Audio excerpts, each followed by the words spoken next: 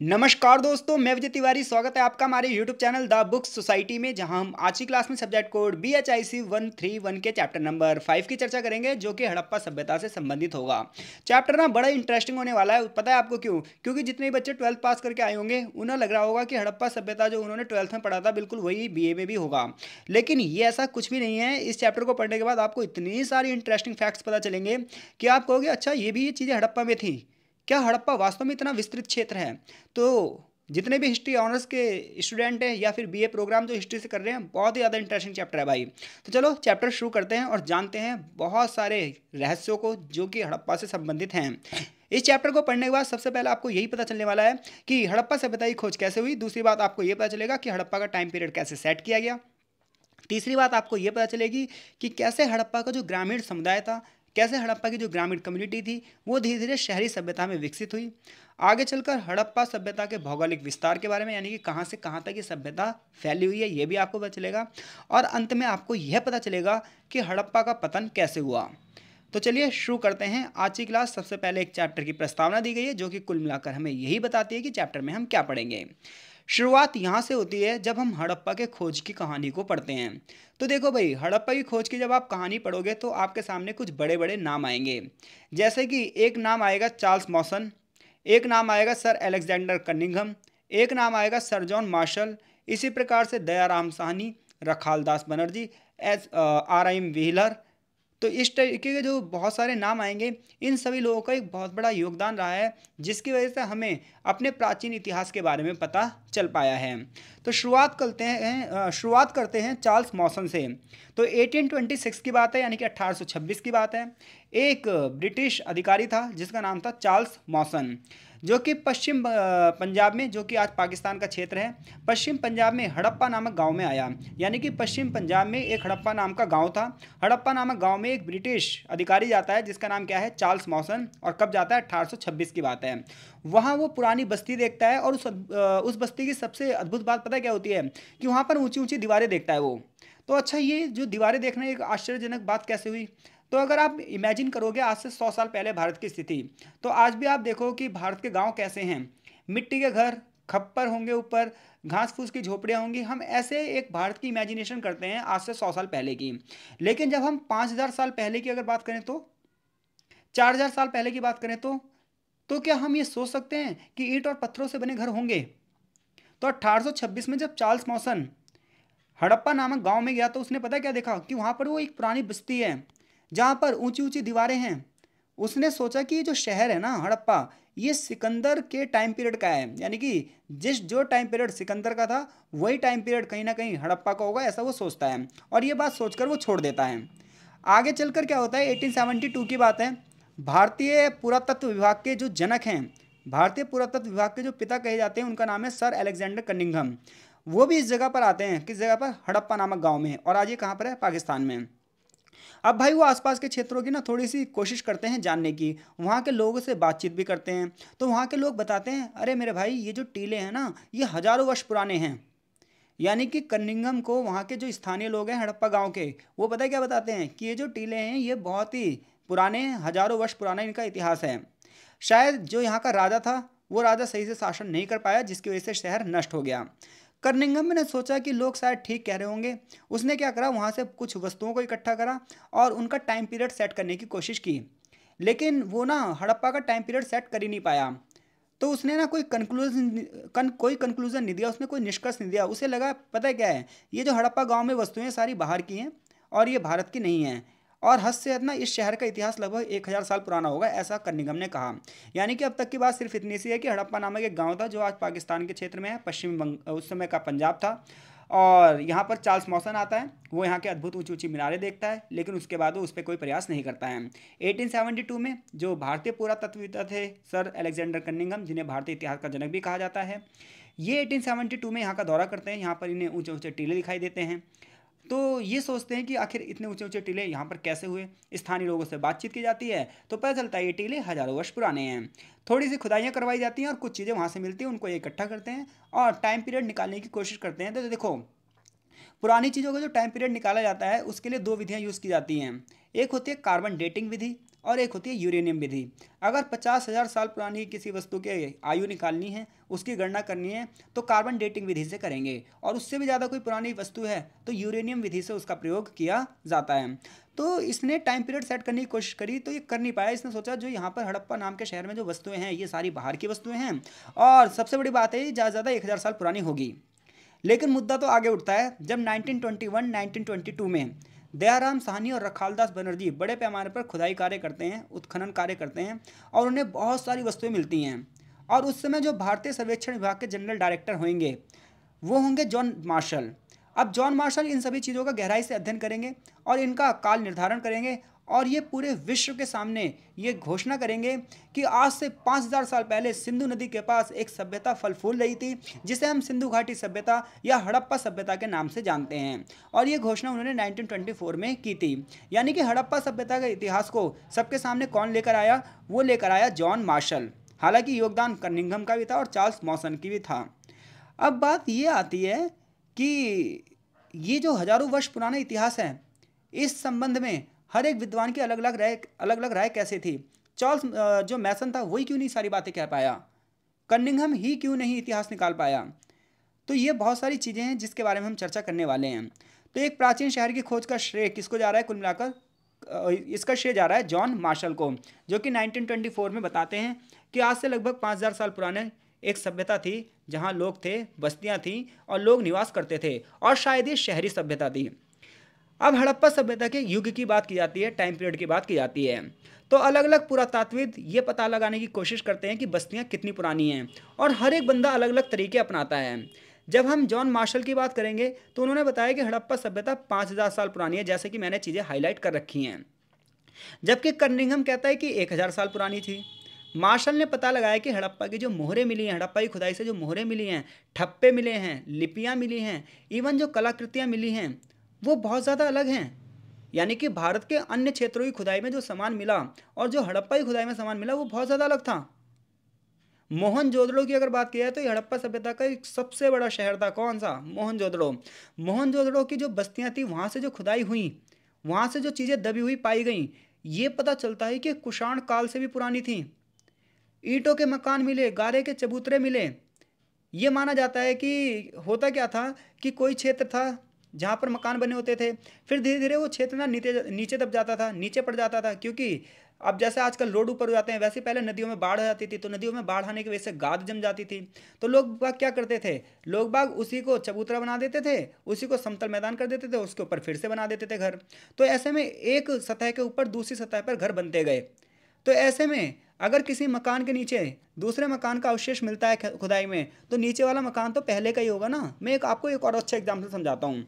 जैसे suppose date आपका पुराना घर होगा, अब क्या हुआ? रोड बना, नालियाँ बनी, सीवर डले, अब आपका घर नीचे पड़ गया। तो आपने क्या करा? आपने नया घर बनवाया तो उस घर में भराव करवा दिया। अब आपने घर में भराव करवा दिया और ऊपर फिर से उसमें क्या करा? नींव रखी, पिलर डलवाए और फिर से नया घर बनवा लिया। तो जो नीचे की नींव थी वो तो नीचे भी रह गई ना। तो मान लो कभी किसी टाइम पीरियड पर खुदाई होंगी तो एक सतह तो ऊपर मिलेगी घर की और एक सतह नीचे मिलेगी, तो जो नीचे वाली सतह है वो पुरानी होगी कि नहीं होगी? बिल्कुल मार्शल ने यही करा। मार्शल ने जब खुदाई करवाई तो उसने बताया, यहाँ पर लिखा भी है, जैसे कि मैंने हाईलाइट कर रखा है, जो येलो वाला हाईलाइट है उसमें लिखा हुआ है कि जब कोई पुरातात्विद किसी क्षेत्र की खुदाई करता है तो वो किसी मकान के नीचे दूसरे मकान के अवशेष भी वहाँ पर उसे मिलते हैं, जिससे पता चलता है कि नीचे वाला मकान ऊपर वाले मकान से पुराना है। इसलिए जितनी गहरी खुदाई होती जाएगी उतने ही पुरानी चीज़ों के बारे में हमें पता चलता जाएगा। जैसे कि हड़प्पा बस्तियों की जब खुदाई हुई तो ये पता चला कि यहाँ के लोग लोहे का प्रयोग करना नहीं जानते थे। उसका रीज़न ये था कि वहाँ पे लोहे की कोई वस्तु ही नहीं मिली नीचे, क्योंकि लोहे का जो प्रयोग शुरू हुआ वो कब शुरू हुआ? दूसरी सहस्त्राब्दी। सहस्त्राब्दी मतलब होता है 1000 साल के युग को सहस्त्राब्दी कहते हैं और 100 साल के टाइम पीरियड को शताब्दी कहते हैं। तो दूसरी सहस्त्राब्दी के उत्तरार्ध में शुरू हुआ था लोहे का यूज़, और जबकि जो हड़प्पा थी वो 5000 साल पुरानी थी। तो जॉन मार्शल ने अपनी खोजों के लिए पर्याप्त जानकारी को प्रकाशित किया, उसने बहुत अच्छे तर्क दिए और उसने काल निर्धारण कर दिया। और किसके माध्यम से काल निर्धारण किया? कार्बन डेटिंग विधि से। तो यहाँ पर जैसे कि बॉक्स में बताया गया है, हड़प्पा जो बस्तियाँ थी उसे 3 भागों में बांटा गया कि हड़प्पाई बस्तियाँ, एक हड़प्पा से पहले की बस्तियाँ और एक हड़प्पा के बाद की बस्तियाँ। तो अगर आप 5500 BCE से लेकर 3500 BCE तक देखोगे तो ये नवपाषाण युग था। नवपाषाण मतलब देखो, पाषाण का मतलब क्या होता है, पत्थर। तो इस दौरान पता है क्या होता है, बलूचिस्तान जो जगह आज पाकिस्तान में है, सिंधु के मैदानों में, मेहरगढ़ में, ये सब जगह के नाम हैं। इसी प्रकार से गुल मोहम्मद जैसी जो बस्तियां थीं, इनका टाइम पीरियड कब से कब तक था, 5500 से लेकर 3500 BCE तक। इस दौरान लोग गेहूं, जौ, खजूर, कपास की खेती करना जानते थे, भेड़ बकरियां और मवेशियों को पालते थे। इसके अलावा साक्ष्य के रूप में यहाँ पे मिट्टी के मकान मिले हैं हमें खुदाई से, मिट्टी के बर्तन मिले हैं और दस्तकारी की वस्तुएं भी मिली हैं। यानी कि 5500 BCE से लेकर 3500 BCE तक का युग कौन सा था, नवपाषाण युग था। और इस युग के कौन कौन से क्षेत्र थे, कौन कौन सी साइड थी, पाकिस्तान के जो बलूचिस्तान शहर है वो था, सिंधु के मैदानी भाग थे, मेहरगढ़ था, और किले गुल मोहम्मद जैसी जो बस्तियां थी, ये इस क्षेत्र, इस टाइम पीरियड की बस्तियां थीं। लोग क्या करते थे, पशुओं को चराते थे, खेती का काम करते थे। इसके अलावा स्थायी गांव थे, गेहूं, जौ, खजूर, कपास, इन सब की खेती करते थे। अब क्या हुआ, जो हड़प्पाई बस्तियां हैं वो उनका टाइम पीरियड कितना रखा गया, 3500 से लेकर 2600 BCE तक। इस काल में क्या हुआ, पहाड़ों पर बस्तियां मिली, मैदानों में बहुत सारी बस्तियां स्थापित हुई, गांव बहुत बड़ी संख्या में पाए गए, तांबे का यूज़ किया जाता था, बर्तन बनाने के लिए चाक का यूज़ किया जाता था, हल का यूज़ किया जाता था, कई प्रकार के मिट्टी के बहुत अच्छे अच्छे बर्तन भी मिले हैं। इतना ही नहीं, अन्न भंडार मिले हैं जहाँ पर अन्न का जो है गोडाउन रखा जाता था, ऊंची ऊंची दीवारें मिली हैं। और ये भी पता चलता है कि क्षेत्रों के व्यापार होते थे दूसरे क्षेत्रों से। पूरी की पूरी सिंधु घाटी सभ्यता की खुदाई में मिट्टी के बर्तन मिले हैं। और सबसे बड़ी बात पता है क्या है, ये बर्तन हर जगह के एक जैसे हैं, जिससे पता चलता है ये पूरा का पूरा क्षेत्र कभी ना कभी एक रहा होगा। तो देखो, हम कैसे मान लें कि पूरा का पूरा क्षेत्र एक है। तो देखो, जैसे आज भारत में कश्मीर से कन्याकुमारी तक का इतिहास देखो आप, कश्मीर से कन्याकुमारी तक एक ही मुद्रा चल रही है, एक ही तिरंगा लहराता है हर जगह। तो ये सब एक रूपता का प्रतीक नहीं है। तो ऐसे हड़प्पा खुदाई में एक जैसे बर्तन मिले, एक जैसी लिपि मिल रही है, एक जैसी चीज़ें मिल रही हैं। तो हम ये कहते हैं कि एक बहुत बड़ा क्षेत्र इस सभ्यता के केंद्र में था। तीसरा टाइम पीरियड जो इतिहासकार बताते हैं वो बताते हैं 2600 BCE से 1800 BCE तक। इस दौरान विकसित हड़प्पा सभ्यता थी। उसका रीज़न ये था, शहरों का उदय हुआ, ईंटों के मकान बनने लगे, माप तौल के लिए बाटों का यूज़ होने लगा, मोहरों का निर्माण हुआ, मनके और मिट्टी के बर्तनों का निर्माण हुआ। यानी कि इससे पहले की जो बस्तियां थी वो ग्रामीण बस्तियां थीं, लेकिन 2600 BCE से लेकर 1800 BCE तक हड़प्पा विकसित हो चुकी थी और हड़प्पा का शहरीकरण शुरू हो चुका था। लेकिन 1800 BCE के बाद हड़प्पा का पतन शुरू हो चुका था, हड़प्पा की बस्तियां खाली होने लगी थी, शहरी जीवन खत्म हो रहा था, लोग पलायन कर रहे थे। आखिर क्यों कर रहे थे, इसकी चर्चा आगे की जाएगी। तो अगर आपसे वो पूछे हड़प्पा का कालक्रम निर्धारित कीजिए, तो आप इसे 4 भागों में बांटोगे। सबसे पहले नवपाषाण युग के बारे में बताओगे, फिर आरंभिक हड़प्पा काल के बारे में बताओगे, फिर पूर्ण विकसित हड़प्पा युग के बारे में बताओगे, फिर उत्तर का मतलब अंतिम। अब मुद्दा ये उठता है बच्चों कि हड़प्पा सभ्यता को हड़प्पा सभ्यता ही क्यों कहा जाता है। तो आई होप सो चीज़ें आपको समझ में आ रही हो। देखो, लेक्चर तो लेंथी रहेंगे, आपको ही पता है जो किताब है वो 400 से ज़्यादा पन्नों की है। तो मैं कोशिश करूंगा कि अधिक से अधिक चैप्टर अपलोड करूं। तो कमेंट बॉक्स में कमेंट ज़रूर करते रहो और वीडियो को लाइक भी ज़रूर करो। चीज़ें समझ में आ रही हैं, नहीं आ रही हैं, हमें ज़रूर बताओ। और टेलीग्राम ग्रुप में भी जुड़ जाओ, ताकि जब लाइव क्लास हो तो आपको लाइव क्लास में भी चीज़ों को समझा दिया जाए। तो मुद्दा ये उठता है कि हड़प्पा सभ्यता को हड़प्पा क्यों कहा जाता है। तो देखो, इतिहासकारों की ना एक सिंपल सी लॉजिकल थिंकिंग होती है कि जिस जगह पर हमें उस जगह के बारे में पता चले, उसी के नाम पर उस जगह का नाम रख दो। तो हड़प्पाई खोज की बात की जाए तो इसकी जो बस्तियां थीं, अब लगभग 1000 से भी ज़्यादा बस्तियों की खोज हो चुकी है। और आज भी आप देखेंगे, अगर न्यूज़पेपर्स या न्यूज़ के टच में आप रहते हो या किसी कम्पिटिटिव एग्जाम की तैयारी करते हो, तो आज 1400 से भी ज़्यादा साइट्स हमें हड़प्पा की मिल चुकी हैं। विद्वान इसे सिंधु घाटी सभ्यता का नाम देते हैं, क्योंकि शुरुआती बस्तियां जो थी वो सिंधु नदी के किनारे ही पाई गई थी। तो आरंभिक जो खोज हुई थी वो सिंधु नदी के किनारे हुई थी, सिंधु नदी के आसपास हुई थी, इसलिए इसे हम सिंधु घाटी सभ्यता कहते हैं। लेकिन इसका जो पहला शहर खोजा गया, और वो शहर कौन सा था, हड़प्पा। हमने शुरू में ही पढ़ा कि हड़प्पा नामक गांव में चार्ल्स मॉसन गया था। तो हड़प्पा नामक गांव से इस सभ्यता की खोज हुई, तो इसलिए इसे हड़प्पा सभ्यता भी कहते हैं। लेकिन आज के टाइम पे देखोगे ना, तो आज के टाइम पे इसे सिंधु सरस्वती सभ्यता भी कहते हैं, क्योंकि 40 बस्तियां ही ऐसी थीं जो सिंधु नदी के किनारे मिली थी। लेकिन ज़्यादातर जो बस्ती हैं वो सरस्वती नदी के किनारे बसी थी, कि कभी इस क्षेत्र में सरस्वती नदी बहती होगी और आगे चलकर वो सूख गई होगी। तो इसलिए आज के विद्वान इसे सिंधु सरस्वती सभ्यता भी कहते हैं। तो हड़प्पा सभ्यता को हड़प्पा क्यों कहते हैं, क्योंकि सबसे पहली बार हड़प्पा नामक गांव में ही इस जगह का कार्य शुरू हुआ था, उत्खनन का, इसलिए इसे हड़प्पा सभ्यता कहा जाता है। ऐसा इसलिए क्योंकि जब आप पुरातत्व विज्ञान पढ़ते हो तो इसकी ये परंपरा है कि जिस जगह से जिस संस्कृति के बारे में पता चलेगा, उस जगह के नाम पर उस संस्कृति का नाम रखा जाएगा। इतनी बात क्लियर है। अब देखो, हम हड़प्पा से पहले का इतिहास पढ़ने जा रहे हैं। तो इतनी बात पता चल गई। हम देख कि ये चैप्टर हम किसके बारे में पढ़ने जा रहे हैं, हड़प्पा सभ्यता। और इतिहास के स्टूडेंट को सबको पता है कि हड़प्पा जो बस्ती है, हड़प्पा की जो सभ्यता है वो भारत की सबसे पुरानी सभ्यताओं में से एक है। अब हम पढ़ने जा रहे हैं कि हड़प्पा से पहले भारत में बस्तियां थीं, और थीं तो उनका इतिहास कैसे था, और अगर वो बस्तियां थीं तो कहाँ थी, और उन बस्तियों की क्या क्या विशेषताएं थीं। तो जब हम हड़प्पा सभ्यता का प्रयोग करते हैं तो हम हड़प्पा सभ्यता का ये मतलब समझते हैं कि उसमें सैकड़ों बस्तियां होंगी, असंख्य शहर होंगे, बहुत सारे कस्बे होंगे और बहुत सारे गांव होंगे। और जब हम हड़प्पा की ही बात करते हैं तो हड़प्पा सिर्फ एक गांव है, ध्यान रखना। और हड़प्पा गांव कौन सी नदी के किनारे है, हड़प्पा गांव रावी नदी के किनारे है। बहुत सारे बच्चे पता है क्या होता है, उनसे पूछो हड़प्पा जो गांव है वो कौन सी नदी के किनारे था, तो लोग पता है क्या कहते हैं, हाँ हड़प्पा बस्ती तो सिंधु नदी के किनारे थी, तो वो गलत हो जाते हैं। हड़प्पा बस्ती थी रावी नदी के किनारे। लेकिन जब कोई पूछे हड़प्पा सभ्यता, तो हड़प्पा सभ्यता थी सिंधु नदी के किनारे। तो जब हम हड़प्पा सभ्यता की बात करते हैं तो हम सारे के सारे शहरों की बात करते हैं, सारे के सारे कस्बों और गांवों की बात करते हैं जो उस क्षेत्र के थे। लेकिन जब हम खाली हड़प्पा गांव की बात करते हैं तो सिर्फ हम हड़प्पा गांव की बात करते हैं, ये बात ध्यान रखना। इसके अलावा देखो, हड़प्पा सभ्यता के अंतर्गत एक विशाल भौगोलिक क्षेत्र था, बहुत सारे शहर थे, बहुत सारे गांव थे जो आपस में एक दूसरे से जुड़े थे। आज का राजस्थान देख लो आप, पंजाब, गुजरात, पाकिस्तान के आसपास के क्षेत्र देखो, बलूचिस्तान तक का जो क्षेत्र था ये कभी हड़प्पा सभ्यता के क्षेत्र में आता था। हालांकि विद्वानों का यह मानना है कि हड़प्पा से पहले जो था वो शहरों का अस्तित्व नहीं था, क्योंकि हड़प्पा तो एक शहरी सभ्यता थी। पता है आपको हड़प्पा के बारे में, हड़प्पा में सड़कें मिली हैं, नालियाँ मिली हैं, पकी हुई ईंटों के घर मिले हैं।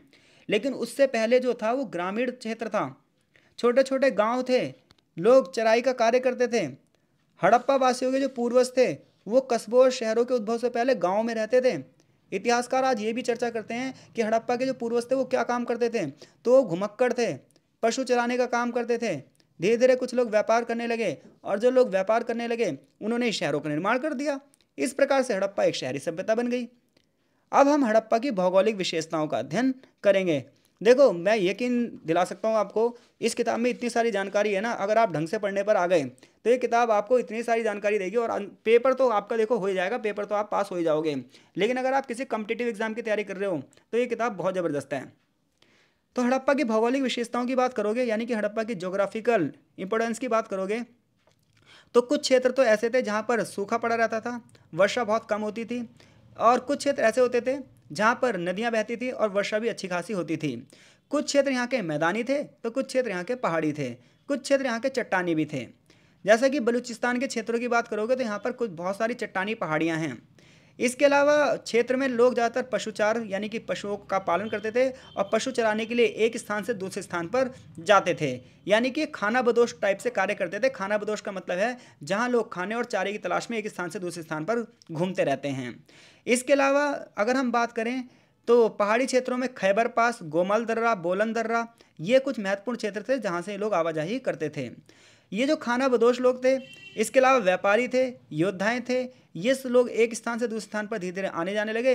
परिणामतः ये क्षेत्र समय के साथ बड़ा होता गया। अगर हम हड़प्पा के क्षेत्र की बात करेंगे तो इसके मेसोपोटामिया की सभ्यता के साथ बहुत अच्छे संबंध थे। मेसोपोटामिया की बात करो तो उस क्षेत्र में आज का ईरान और इराक जो आप सुनते हो, आज का ईरान और इराक का भी मेसोपोटामिया कहलाता था। तो हड़प्पा की ज्योग्राफिकल जो विशेषताएं वो कैसी थी, तो मैदानी भाग भी हैं, चट्टानी भाग भी हैं, नदी वाले इलाके भी, शुष्क इलाके भी हैं, आर्द्र इलाके भी हैं। लोग पशुचारण का काम कर रहे हैं, खाना बदोश जनजातियां हैं। ठीक है भाई। अब हम बात करते हैं कि आखिर कृषि की शुरुआत कैसे हुई। तो आपको पता है कि सबसे पहले पूरी दुनिया में कपास उगाने का श्रेय किसे जाता है, तो सबसे पहले बार पूरी दुनिया में कपास उगाने का श्रेय सिंधुघासी लोगों को जाता है। तो जब आप कृषि की शुरुआत की बात करोगे तो कृषि के सबसे पुराने प्रमाण पता है कहाँ से मिलेंगे आपको, मेहरगढ़ से। मेहरगढ़ का जो नाम है, छठी की एनसीईआरटी पढ़ोगे ना वहाँ पे मिल जाएगा आपको मेहरगढ़ का नाम। तो मेहरगढ़ जो नाम है, मेहरगढ़ जो ये जगह है, यहाँ से सबसे पहले हमें कृषि के उद्भव के बारे में पता चलता है, जो कि पाकिस्तान के बलूचिस्तान प्रांत के बोलन दर्रे के निकट है। यानी कि पाकिस्तान का एक क्षेत्र है बलूचिस्तान, वहीं पर पास में एक जगह है कौन सी, मेहरगढ़, जहाँ से हमें गेहूँ, जौ, कपास, खजूर, इन सब के पैदावार के बारे में पता चलता है। स्थानीय लोग भेड़, बकरी और मवेशियों को भी पालते थे।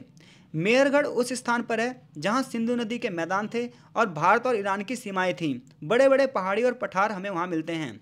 मेहरगढ़ के लोग पता चलता है कि कच्चे मकानों में रहते थे, कुछ मकान में तो 5-6 कमरे होते थे। तो इससे पता चलता है कि हड़प्पा शहरी सभ्यता से पहले वहाँ पर एक ग्रामीण सभ्यता थी। अफगानिस्तान, बलूचिस्तान के आसपास के जो क्षेत्र थे, इनमें से बलूचिस्तान की एक जगह है किली गुल मोहम्मद, और अफगानिस्तान में एक जगह है मुंडिकक, तो मुंडीगक और जो ये किली गुल मोहम्मद नाम की जगह, ये बहुत फेमस थी, ये बहुत ही फेमस गांव थे। आगे चलकर सिंधु नदी के मैदानों के आसपास जलीलपुर जैसे गांव बस गए। अब आप कहोगे नदी के किनारे क्यों गांव बस रहे हैं, तो देखो पहले इंसान पूरी तरीके से कृषि पर डिपेंड था और कृषि वहीं पर की जा सकती थी जहां भूमि उपजाऊ थी। पीने के लिए पानी के स्रोत थे नहीं, तो नदियों पर ही डिपेंड थे इंसान। तो इसलिए जो शुरुआती बस्तियां बसी वो नदियों के किनारे ही बसी, और सिंधु नदी के किनारे धीरे धीरे करके बस्तियां इस प्रकार से बसती गई, इस प्रकार से बसती गई कि बड़े पैमाने पर आगे चलकर लोग अलग गतिविधियां करने लगे, और जो ग्रामीण बस्तियां थी वो धीरे धीरे करके शहरी बस्तियों में बढ़ गईं। पहले मनुष्य अस्थायी बस्तियों में रहता था, पशुचारी था, खाना बदोश था। लेकिन जब कृषि का विकास हुआ तो मनुष्य ने स्थायी निवास करना शुरू कर दिया। इसके पीछे की एक स्टोरी बताता हूँ मैं आपको। पहले पता क्या होता था, मनुष्य पशु पालता था और एक स्थान से लेकर दूसरे स्थान पर घूमता था। किसकी तलाश में? चारे की तलाश में, पानी की तलाश में। लेकिन जब कृषि हुई तो कृषि तो एक स्थायी काम है ना, कि आपने एक क्षेत्र में खेती करनी शुरू करी है तो पहले आप खेतों की गुड़ाई करोगे, फिर आप बुआई करोगे, फिर टाइम लगेगा फसल उगने में, फिर फसल उगेगी, फिर आप काटोगे, तो इतने टाइम पीरियड में आपको वहाँ रहना भी तो पड़ेगा। तो मनुष्य के जो स्थायी निवास शुरू हुआ है वो कृषि के विकास की वजह से हुआ है। अगर कृषि का विकास नहीं होता ना तो मनुष्य आज भी घुमक्कड़ ही रहता। तो अब तक हमने इस चैप्टर में क्या पढ़ा?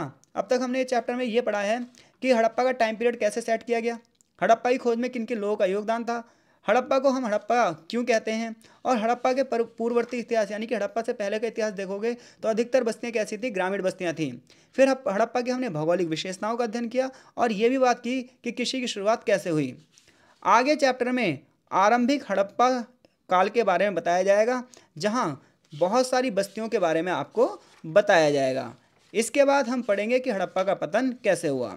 तो चलो सबसे पहले हड़प्पा की कुछ आरंभिक हड़प्पा काल की कुछ बस्तियों के बारे में पढ़ लेते हैं।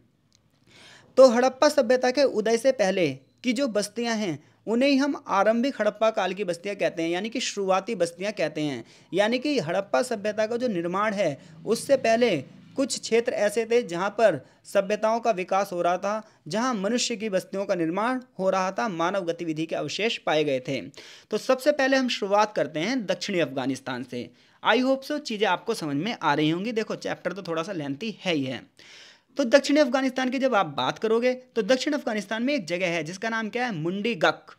मुंडी गक की बात करें तो ऐसा लगता है कि एक व्यापारिक मार्ग रहा होगा। सिंधु सभ्यता के स्टार्टिंग की बात करोगे, सिंधु सभ्यता के जब आरंभिक काल की बात करोगे तो यहाँ के जो निवासी थे ये शिल्प कलाओं का प्रयोग करते थे। इवन इतना ही नहीं, ईरान के कुछ नगरों और दूसरे कुछ नगरों के साथ इनका संघर्ष भी चलता था। यानी कि दक्षिणी अफगानिस्तान के जब मुंडीगक नामक स्थान का आप अध्ययन करते हो तो पता चलता है एक तो ये व्यापारिक मार्ग के लिए था, दूसरी बात यह है कि यहाँ के जो निवासी थे वो शिल्प कलाओं का यूज़ करते थे। इसके अलावा ईरान के आसपास के क्षेत्रों से इनके संघर्ष भी चलते थे। इसके अलावा ये लोग खाना बदोश तरीके से जीवन यापन करते थे, एक स्थान से दूसरे स्थान पर आवाजाही करते थे। लेकिन धीरे धीरे लोग क्या हो गए? स्थायी जीवन व्यतीत करने लगे, और ये शहर जो था, कौन सा शहर? मुंडीगक, ये एक समृद्ध शहरों में आगे चलकर बदल गया। बड़ी बड़ी ऊंची ऊंची दीवारें यहाँ पर बनाई गई, धूप में सुखाई गई ईंटों के माध्यम से यहाँ पर घरों का निर्माण हुआ, बड़े बड़े विशाल भवनों का निर्माण हुआ। एक एक भवन में कई कई पिलर्स की कतारें थीं। इसके अलावा बड़े बड़े मंदिरों का निर्माण किया गया। मिट्टी के बहुत सारे बर्तन भी यहाँ से मिले हैं, पकी हुई मिट्टी की स्त्रियों की मूर्ति भी मिली है, जिससे पता चलता है स्त्रियों का सम्मान शायद यहाँ पर बहुत ज़्यादा होता होगा। बलूचिस्तान की बस्तियों में बहुत सारी ऐसी मूर्तियाँ मिली हैं। इसके अलावा जो कांस्य धातु है इसकी हमें कुल्हाड़ियाँ भी मिली हैं और बसुले का प्रयोग भी मिला है। सैल खड़ी जो कि सबसे मुलायम पत्थर होता है, इससे मोहरें तैयार की जाती होंगी। लाजवर्द मणि जैसे जो पत्थर हैं इनके बारे में भी हमें पता चलता है।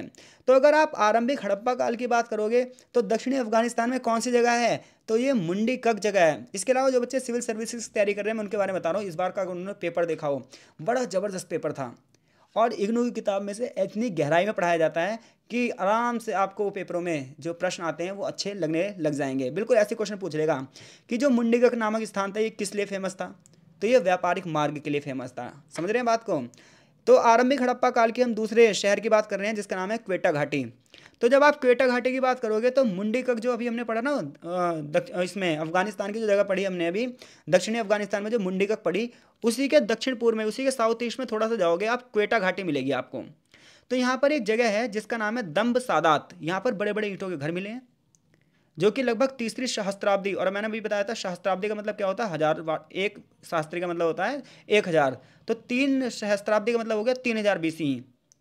तो यहाँ पर कई प्रकार के बर्तन मिले हैं और उन पर चित्रकारी भी की गई है, और ये बर्तन बिल्कुल वैसे ही हैं जैसे मुंडीगक में बर्तन मिले थे। पकी हुई मिट्टी की मोहरें मिली हैं, तांबे की वस्तुओं का भी प्रयोग करते थे, इससे पता चलता है। इसके अलावा हमें यह भी पता चलता है कि क्वेटा घाटी के जो लोग थे ये संपन्न थे। इनमें उनकी जो खाद्य समस्या थी इन्होंने ये भी सुलझा ली थी। ऐसी एक जगह और है राना गुंडई। राना गुंडई नाम की जो जगह है, यहाँ से बारीकी से बनी हुई चित्रकारी के बर्तन मिले हैं, काले कुबड़ वाले बैलों के चित्र मिले हैं, यानी कि ऐसे बैल के चित्र बने हैं जिन जो कुबड़ वाले बैल थे। इसके अलावा मिट्टी के जो बर्तन मिले हैं ये बहुत ही स्पष्ट रूप से बनाए गए हैं। इसके अलावा कुछ मूर्तियाँ मिली हैं जो कि स्त्रियों की मूर्तियाँ थीं। तो क्वेटा घाटी की बात करो, आप दक्षिणी अफगानिस्तान के मुंडीगक की बात करो, तो इससे ये पता चलता है कि जो मानव सभ्यता है भारत में, उसका जो इतिहास है भारत में वो काफ़ी पुराना है। शुरुआत में ना इतिहासकारों की अलग अलग, अगर आपने पहले चैप्टर का वीडियो पढ़ा होगा तो आपको पता चला होगा कि कुछ लोग इतिहास पर सवाल ये उठाते हैं कि भारत का अपना कोई इतिहास नहीं है, लेकिन हड़प्पा सभ्यता की खोज ने ये बात सिद्ध कर दी कि भारत का इतिहास तो बहुत पुराना है बेटा, खोज कर तो देखो। तीसरी साइड की हम बात करने जा रहे हैं मध्य और दक्षिणी बलूचिस्तान की। तो मध्य और दक्षिणी बलूचिस्तान की बात करोगे तो यहाँ पर एक जगह है अंजीरा, एक जगह है तोगाऊ, एक जगह है निंदोवाड़ी, एक जगह है बालाकोट। बालाकोट का नाम तो आपने सुना ही होगा सर्जिकल स्ट्राइक के दौरान। तो ये जो बस्तियां हैं ये सब आरंभिक हड़प्पा बस्तियां हैं। उस समय का समाज कैसे था, किन किन चीज़ों का प्रयोग करता था, कैसे कैसे वो जीता था, इन सब के बारे में हमें पता चलता है। जब आप बालाकोट के बारे में पढ़ोगे तो यहाँ पर विशाल इमारतें मिलती हैं, फारस की खाड़ी के देशों के साथ व्यापार के संपर्क मिलते हैं, मिट्टी के बहुत सारे बर्तन मिलते हैं। अब बलूचिस्तान की जब आप बात करोगे तो मिट्टी के बर्तन वैसे ही मिलेंगे। इससे पता चलता है कि सारी सारी बस्तियां एक जैसी होंगी। बताओ क्यों? क्योंकि हर जगह अगर एक ही जैसी चीज़ें मिल रही हैं तो मतलब ये है कि शहर कभी ना कभी एक दूसरे से जुड़े होंगे और एक दूसरे से व्यापार भी करते होंगे। अब हम बात करते हैं सिंधु क्षेत्र की। तो चौथी सहस्त्राब्दी BCE के बीच में, यानी कि 0 से पहले 4000 साल पहले सिंधु के कछारी मैदानों में धीरे धीरे करके ना परिवर्तन होने लगा। सिंधु नदी, घग्गर और खकरा नदी जो थी, इनके किनारे बहुत सारी छोटी छोटी बस्तियों का निर्माण हुआ और आगे चलकर यही बस्तियां हड़प्पा सभ्यता का प्रमुख क्षेत्र बन गईं। आगे ही अगर हम बात करें सिंधु क्षेत्र की, अब तक हमने किस क्षेत्र की बात करी है? अब तक हमने दक्षिणी अफगानिस्तान के क्षेत्र की बात करी है। तो दक्षिणी अफगानिस्तान में हमने कौन कौन सी जगह बात करी? मुंडीगक की बात करी, क्वेटा घाटी की बात करी, फिर हमने बलूचिस्तान के क्षेत्रों की बात करी। जो बलूचिस्तान है वो पाकिस्तान का क्षेत्र है। अब हम सिंधु क्षेत्र की बात कर रहे हैं। तो एक जगह है सिंधु घाटी में आमरी। सिंधु घाटी के निचले मैदानों में एक छोटा सा क्षेत्र है जिसका नाम क्या है? आमरी। आमरी में जो मकान मिले हैं उससे पता चलता है ये शहरी सभ्यता थी। पत्थर और मिट्टी के ईंटों के जो पके हुए पक्की मतलब ईंटें जो थी मिट्टी की बनी हुई, उनसे मकाने बने हुए थे। यानी कि आज से 5-6 हज़ार साल पहले लोग पके हुए मकानों में रह रहे हैं। अनाज को रखने के लिए अनाज के बड़े बड़े अन्नागार भी मिले हैं, मिट्टी के बहुत सारे बर्तन मिले हैं। इसके अलावा बहुत सारे जानवरों के चित्र मिले हैं जैसे कुबड़ वाले बैल, जिससे पता चलता है कि हड़प्पा काल में ये चित्रकला बहुत ज़्यादा विकसित थी। मिट्टी के जो बर्तन बनते थे वो कुम्हार की चाक पर बनते थे। तो इसके अलावा बस्तियों की किलेबंदी भी की गई थी, जिससे पता चलता है युद्ध वगैरह के लिए वो लोग तैयार रहते होंगे।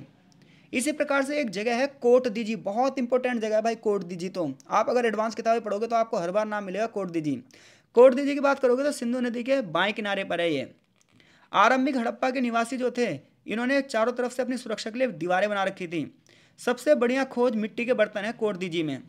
तो सबसे बढ़िया मिट्टी के बर्तन कहाँ से मिले हैं? कोट दीजी से मिले हैं। इन पर ना गहरे भूरे रंग की ना धारियाँ भी बनी होती थी।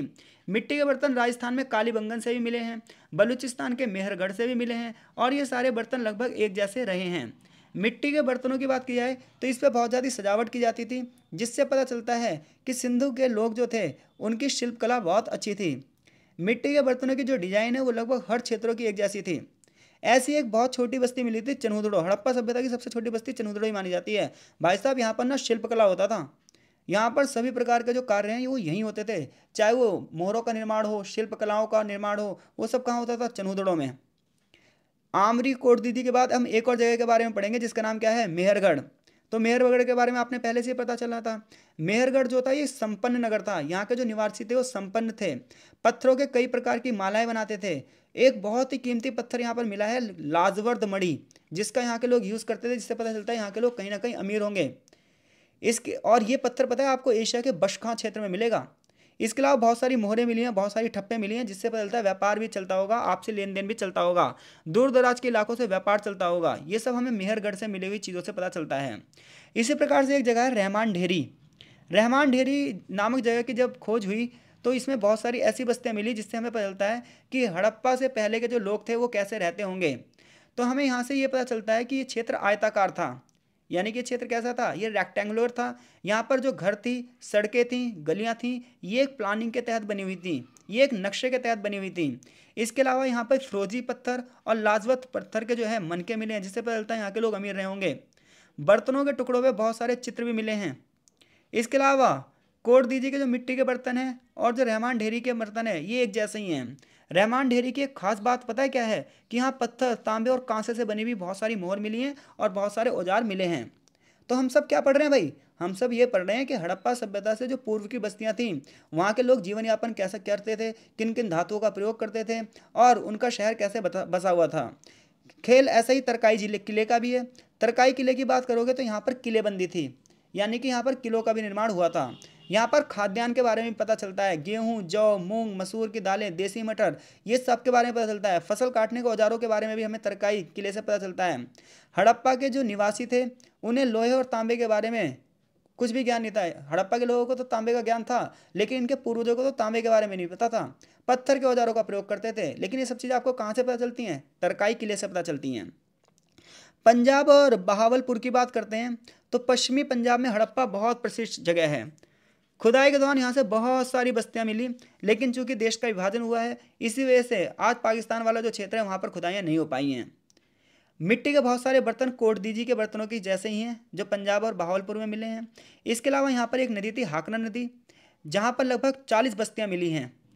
कोट दीजी के जो पाए गए बर्तन हैं वो लगभग हर जगह के बर्तनों के समान हैं। इसके अलावा इससे पता चलता है कि जो गांव तो गांव थे ही, लेकिन औद्योगिकरण भी बड़े पैमाने पर होता था। ऐसी एक जगह है गमनवाला। गमनवाला 27.3 हेक्टेयर में फैला हुआ एक क्षेत्र है। इसी प्रकार से हम कालीबंगन की बात करते हैं तो उत्तरी राजस्थान की एक बस्ती है जिसका नाम है कालीबंगन, जहाँ से हमें हड़प्पा काल के बहुत सारे प्रमाण मिले हैं। कच्ची ईंटों के मकान मिले हैं। इसके अलावा इन सब के जो आकार थे वो एक जैसे थे, चारों तरफ दीवारें बनी होती थी, मिट्टी के बर्तनों का आकार मिला है, मिट्टी और इसके अलावा फावड़े कुदालों का प्रयोग मिला है। किसान केवल बीज छितराकर बो सकता था, खेतों की खुदाई के लिए फावड़ों का यूज़ करता था और हल की जो जगह में हल जो है वो कुछ कुछ घरों में यूज़ होता होगा ऐसा माना गया है। तो घग्गर नदी की बात करो तो भारत में सूखी तलहटी में इसमें बहुत सारी बस्तियां पाई गई हैं। यहाँ पर कुछ बर्तनों के चित्र भी मिले हैं भाई। तो सीसवाल जैसी जो बस्तियां, यहाँ मिट्टी के बर्तन मिले हैं। राजस्थान में के खेतड़ी में तांबे की खानें पता चलती हैं, जिससे पता चलता है कि यहाँ से व्यापार होता होगा। इसी प्रकार से बलूचिस्तान की बात कर लो, सिंधु की बात कर लो, पंजाब और राजस्थान की छोटी छोटी बस्तियों की बात करो तो ज़्यादातर लोग पहले कृषक ही थे। फिर जब बर्तनों का निर्माण होने लगा, चित्रकारी हुई, तो धीरे धीरे करके जो सभ्यता थी वो शहरीकरण में चली गई। मूर्तियों के निर्माण से पता चलता है कि औद्योगिकरण की शुरुआत हो चुकी थी। और ये सब घटनाएं कब घट रही हैं? 0 से पहले 3000 वर्ष पहले, यानी कि आज से 5000 साल पहले। फिर धीरे धीरे करके तांबे और कांसे और पत्थरों के औजारों का प्रयोग होने लगा। ईरान के लोग जो थे वो भेड़ बकरियां पालते थे। तो हम हड़प्पा सभ्यता की जो तुलना करते हैं वो मेसोपोटामिया की सभ्यता से तुलना करते हैं। अगर हम हड़प्पा की बात करें तो हड़प्पा में लोग हल और पहिए वाली गाड़ी का प्रयोग करते थे, लेकिन ये ईरान के लोग भेड़ और बकरियों का पालन करते थे। सिंधु घाटी के लोग गाय और भैंस पालते थे और ईरान के लोग भेड़ बकरियां पालते थे। तो इससे पता चलता है कि हड़प्पा की जो सभ्यता थी वो ईरानी सभ्यता से ज़्यादा अच्छी थी। तो हड़प्पा सभ्यता के अगर उदय की बात करोगे तो हड़प्पा सभ्यता के उदय के बारे में अलग अलग लोगों की अलग अलग राय हैं, क्योंकि इसकी जो भाषा है उसे आज तक नहीं पढ़ा गया है। हड़प्पा की जो भाषा है वो बहुत ही रहस्यमयी भाषा है और इसे ये चिन्हात्मक भाषा है, इसमें अक्षर नहीं है और आज तक इसे नहीं पढ़ा पाए हैं हम। इस वजह से हड़प्पा के बारे में ज़्यादा जो जानकारियाँ हैं वो आज भी हम जो है अपने तरीके से अनुमानों के आधार पर बताते हैं। ये एक इमेजिनेशन के आधार पर है, फिर भी बहुत सारी जो जानकारियाँ हैं वो ठीक हैं। जो जले हुए दाने मिले हैं अनाज के, जो बस्तियाँ मिली हैं, जो बर्तन मिले हैं, इसके अलावा जो कुएँ मिले हैं, स्नानागार मिला है, जो बड़े बड़े भवन मिले हैं, उन सब के आधार पर जो इतिहासकार हैं वो अपनी अपनी राय देते हैं। तो हड़प्पा का उद्भव कैसे हुआ इसके बारे में अलग लोगों की अलग अलग राय है। तो अब तक हमने ये पढ़ लिया कि पूर्व हड़प्पाई बस्तियों की विशेषताओं का अगर पूछे आपसे तो आप इनमें से कोई भी 5-7 बस्तियों के बारे में बता देना। आगे इस चैप्टर में हम ये पढ़ेंगे कि हड़प्पा का पतन कैसे हुआ, लेकिन अभी नहीं, इस चैप्टर के नेक्स्ट पार्ट में। आई होप सो चीज़ें आपको समझ में आ रही होंगी और कमेंट बॉक्स में देखो कमेंट ज़रूर करना और वीडियो को लाइक करना अगर आपको चीज़ें समझ में आ रही होंगी तो हमने क्या पढ़ा? हड़प्पा एक प्राचीन शहर की खोज में किस किस का योगदान था? हड़प्पा सभ्यता को लेकर कनिंघम को क्या वहम था? बस्तियों की जो पुरानी बस्तियां नई बस्तियों में अंतर कैसे निकाला जाता है? हड़प्पा का टाइम पीरियड कैसे सेट किया गया? हड़प्पा को हड़प्पा क्यों कहा जाता है? हड़प्पा की भौगोलिक विशेषताएं, कृषि की शुरुआत और आरंभिक जो हड़प्पा काल था, इन सब का अध्ययन हमने कर लिया है। मिलते हैं इस चैप्टर के नेक्स्ट पार्ट में, तब तक के लिए आपका बहुत बहुत धन्यवाद।